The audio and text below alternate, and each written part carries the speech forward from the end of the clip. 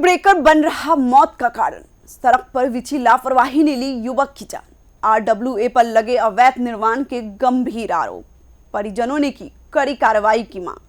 नमस्कार, आप देख रहे हैं यूपी की बात। मैं हूं कोमल तिवारी।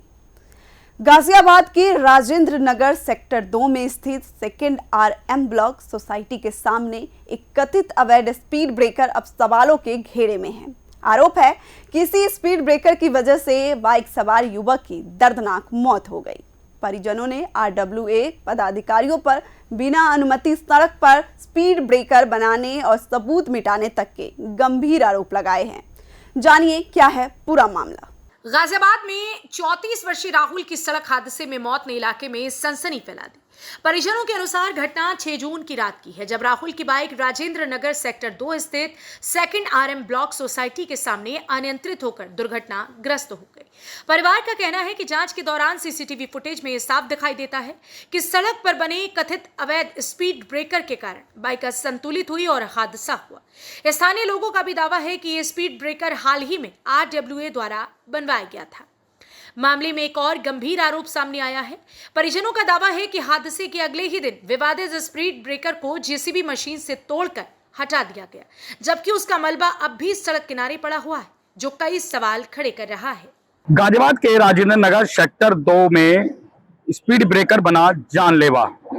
जी, हम गाजियाबाद के राजेंद्र नगर इलाके की बात कर रहे हैं, जहां पर 2 अवैध रूप से ब्रेकर बनाए गए थे, जिसमें एक बाइक सवार की जान चली गई।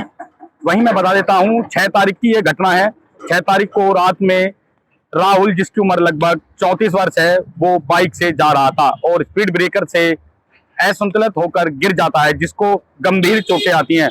वहीं स्थानीय पुलिस पहुंचकर युवक को दिल्ली के जीटीबी अस्पताल में भर्ती कराया जाता है, जहां पर मृतक को वहीं डॉक्टर मृत घोषित कर देते हैं।